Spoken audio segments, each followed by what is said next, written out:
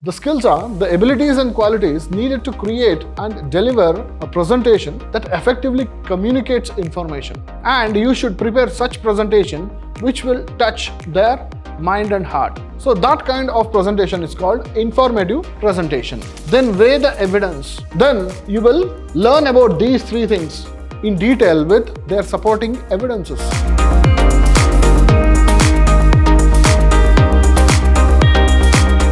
Hello students, I am Anil, Assistant Professor of English, Vidhyaashram First Grade College, the Temple of Excellence, MYSURU.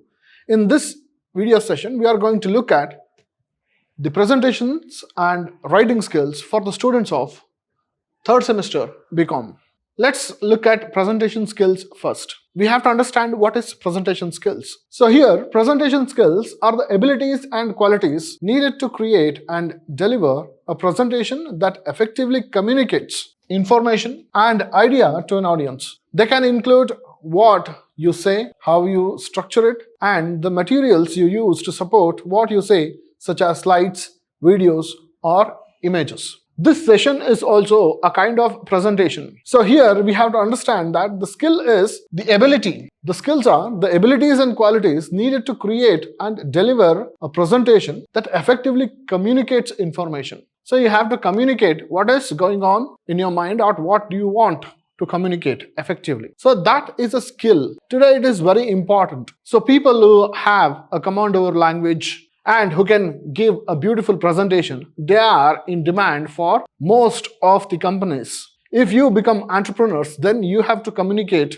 your product or your service through this skill, the presentation skill. So for the examination purpose, we shall understand how many types of presentation skills are there. So types of presentation skills. The first one that comes in this category is informative or instructional presentation. What is this informative or instructional presentation? The very meaning informative or instructional explains what kind of a presentation is this. Informative and instructional presentations are both types of presentations that aim to convey information to an audience. So they genuinely concentrate on how to communicate something that is very informative to the public or the audience. When you stand in front of an audience, you want to talk about something, a service or a product. So you are giving information regarding that service or product. Such kind of presentation fall under this category, that is informative or instructional. The first one, informative presentation, provides information on a specific topic to educate or sensitize the audience. Before writing or rehearsing an informative presentation, it's important to analyze the audience's background and knowledge level. In order to understand this type of presentation skill, you have to understand the audience first, their level of knowledge, their level of understanding, and you should prepare such presentation which will touch their mind and heart. So that kind of presentation is called informative presentation. Now after giving information, now you are instructing about something. So what is instructional presentation? It teaches the audience a specific subject, a concept, process or skill. The goal of an instructional presentation is to facilitate learning and understanding and can be used in a variety of settings including schools, colleges, universities and businesses. Instructional presentations often include visual or hands-on elements to enhance comprehension. So instructional, that means some instructions are given how to do something. So when you are giving such presentations, it becomes instructional presentation. So here you will have to do hands-on elements to enhance the understanding of the process which happens in this kind of presentation. So informative, where you give information about your product or service, and instructional, that means how to do something or how something is done. So with this we will understand informative and instructional presentation. Then comes persuasive presentation. What do you understand by the word persuasion? Persuasion means you make people get into action, what you want them to do, and they start doing it after your presentation. So such kind of a presentation is called as persuasive presentation. A persuasive presentation is a way to clearly and convincingly convey ideas to an audience while also connecting with them emotionally and thoughtfully. Persuasive presentations can help both the presenter and the audience learn more deeply. That means when you are emotionally connected to the audience, They will hear everything that the presenter says and they will easily catch the content. So this is how we differentiate the types of presentations. So this is persuasive presentation. For example, if you are willing to sell your services, sell your products, or you want to make people get into action, for example, climate change, you can think of what is going on in the society and you want to bring in a change. So then you will give a presentation for people to understand. For example, you can take waste management, solid waste management, and you can give a presentation. You should emotionally connect that what are the goods and bads and how you should deliver such waste, solid waste at home, how to carefully and neatly discard those wastes without impacting negatively on the environment. So such presentations fall under this group, that is persuasive presentation. Now, one of the important types of presentations is decision-making presentation. What is decision-making presentation? You have to choose among options. There you have to decide this or that. So such kind of presentations. So here you have to make a decision using your presentation skill. So here decision making is the process of choosing the best option from multiple alternatives to achieve a desired outcome. It involves identifying a problem, gathering information, evaluating options, and making a choice in the end. So this decision-making presentation is very important. Whether it comes to choosing a college, whether it comes to choosing a dress, whether it comes to choosing a subject. So there you have to follow these steps. And when you are presenting something, if you are giving option to the audience to choose from different types of products, different types of services, you have to give a presentation. So that falls under this one, decision-making presentation. So let us see what are the different steps involved in this kind of presentation. Generally, there are 7 steps of decision-making process. That is identifying the decision. That means here it is identifying what you need. What is that you need? Gather relevant information about that thing, service or product or an idea. Then identify the alternatives. You will compare the things 1, 2, 3. What is the difference between 1 and 2? What is the difference between 2 and 3? And which is more important or which is not the required one? Then you will identify the alternatives. Then weigh the evidence. Then you will learn about these 3 things in detail with their supporting evidences. Is 1 better than 2? Is 2 better than 1? Or is 3 better than both 1 and 2? With the evidence, you will try to differentiate or make out their characters. Choose among the alternatives. Now, you have these 3 alternatives. Then with all these evidences, you will try to choose it. You will choose one better thing out of this. Then take action. You choose the first way or you choose the second one. You chose the third one, 1 or 2 or 3, which you seem it is fit and good for you. You choose. After choosing that thing, you will take action according to that. Then you will start preparing. Then you will start following the steps involved. And then finally you have one thing to do, that is review your decision. So after doing all these things, you choose what you want to do. Then you gather relevant information with respect to all these. Then you found these 3 things. Then you identify the alternatives for these 3 things. If there are no alternatives, then you will weigh the evidence for choosing amongst these 3 things. And then you will take action according to the one chosen. Finally, you have to review your decision so that whatever you have done, what is the outcome of your decision? Is it good? Is it not good? Do you require any alternatives or do you require any alteration for your plan, etc. And finally, involving all these things, you will make one informed choice. That is your decision. So these are the steps involved in decision-making process. Now it comes to demonstrative presentation. The word itself speaks about its characters. You are demonstrating something so that people can easily observe and learn from you. So you are giving a demo. That is called as demonstrative presentation. A demonstration presentation, also known as a demonstration speech or how-to speech, is a type of informative presentation that teaches an audience how to do something new. The goal is to walk the audience through a process or a task step by step so they can repeat it or use the information after the presentation. Demonstration presentations can be educational or promotional and can be used for a variety of purposes. For example, students might give a demonstration speeches for class projects, while professionals might use them to teach colleagues, highlight new products, or pitch to investors. So this is what is called as a demonstrative presentation. So where you give a demo so that the audience will see and they'll get to know the process, how it is done. So therefore it is called as how to speech, how to do something, how to create wealth, how to have a good life, how to have a good health, how to have a good group of friends, etc. All these things, they come under demonstrative presentation. With those things, we understood what is presentation skill and what are the different types of presentation skills.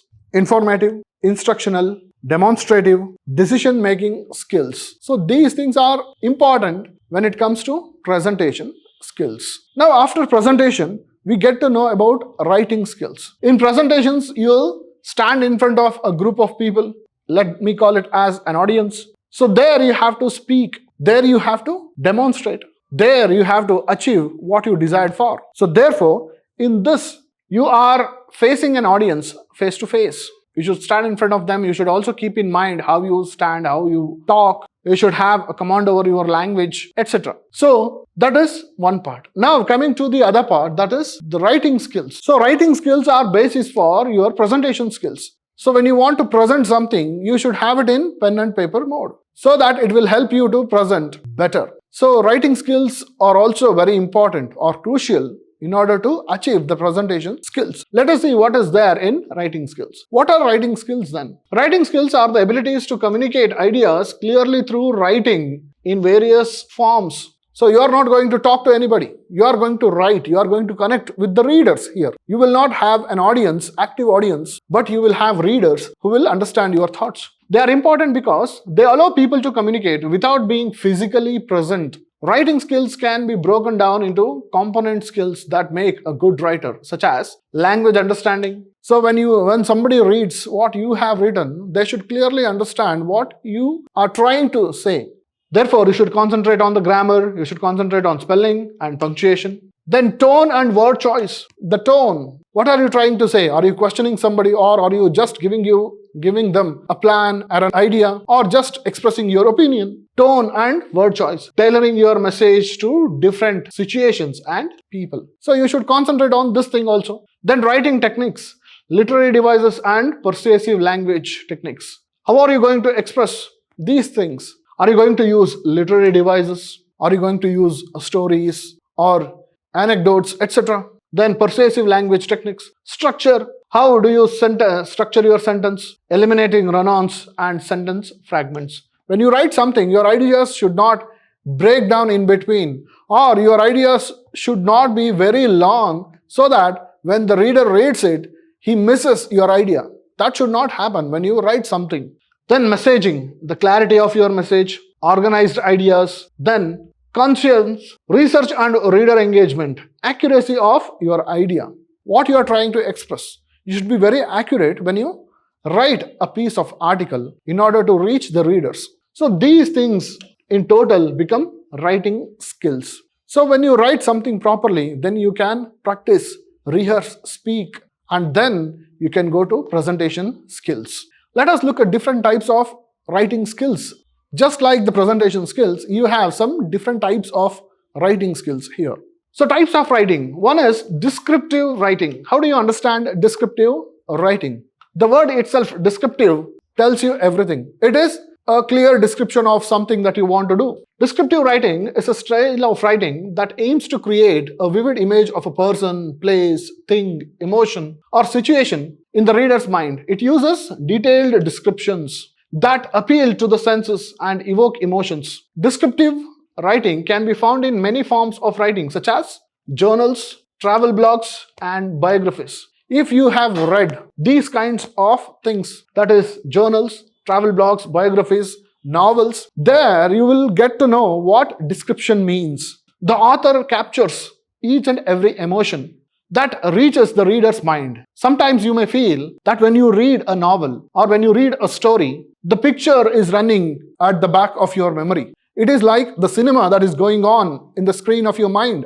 So that is called as descriptive type of writing. So you describe each and everything. You capture the emotion. When you capture the emotion, you are going to express how that person feels. When the readers read how the person is feeling, that feeling really touches the readers. So this is called as descriptive writing. The next one is the narrative writing. What do you mean by narrative writing? That means you are narrating something to the readers. You are telling a story to somebody. So narrative writing is a style that allows the writer to tell a story. It can include actual events told in chronological order, or it may include imagined events told in a timeline that the author creates. Narrative writing can sustain the reader's attention and help them visualize a realistic experience from the words. So this narration is when you read something, when you are reading, the author is trying to say it like the author is speaking to you. When you get such kind of a feeling, that writing is called narrative writing. So when you write something, when the readers read it, they should feel like as if you are telling them the story. It may be imaginary or it may be about an event. So this is called as narrative type of writing. I hope you people are following what has been explained. The next type of writing. The next one is reflective writing. What do you mean by the word reflection? That something happens that is reflected in mind. You recall something which has already happened. Reflective writing is a way to analyze an experience, event or memory and add a personal reflection. Here this is important. For personal reflection on its meaning. It can be formal or informal and can use emotions, memories or thoughts. Reflective writing can help you think more deeply about an experience, explore your learning and gain self-knowledge. It can also help you develop and refine your thoughts, improve your critical thinking and form new ideas. So this is called as reflective writing. When you undergo all these experiences in your mind and then you create something in writing, that becomes reflective writing. There was an incident in the college. Now you are punished in the college. Suppose you are punished in the college. You went home. Then you thought, what happened there? What was your mistake? Were you really involved in that incident? Or did something else happen? So when you recall everything, something happens in your mind. That entire process, when you bring it onto the paper, it becomes reflective writing. I hope you got the idea of reflective type of writing. Now comes persuasive or argumentative writing. What is persuasion? Persuasion means making people do what you want them to do. Persuade in a positive manner. Or argumentative writing. Why do you argue something? When you get the real idea of the issue or when you have the evidences to support your idea, then you argue with people. So here the same thing. Persuasive writing is a type of non-fiction writing. So it is non-fiction writing that aims to convince an audience to adopt a point of view or take a specific action. It can help students develop critical thinking, communication, and the ability to express themselves persuasively. So you have to understand this. It can help students develop critical thinking. So critical thinking is very much required and it is very necessary. Critical thinking, communication, and the ability to express themselves persuasively. That means when they convince their idea, the audience should accept it. And here you are doing it on paper. When somebody reads your idea, they have to accept it.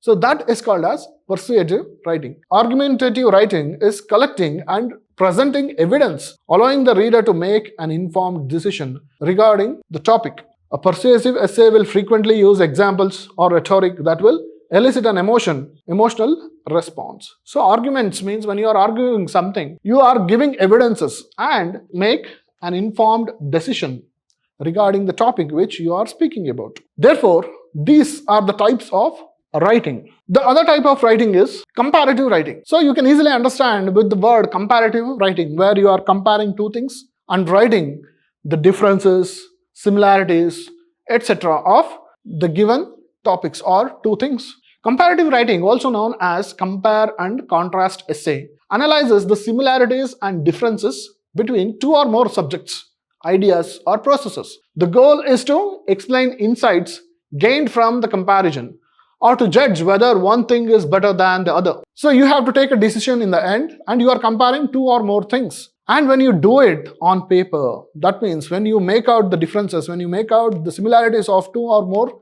choices, it becomes comparative writing. Comparative writing is a form of academic writing that is often used by college students, researchers, and educators to support their theories.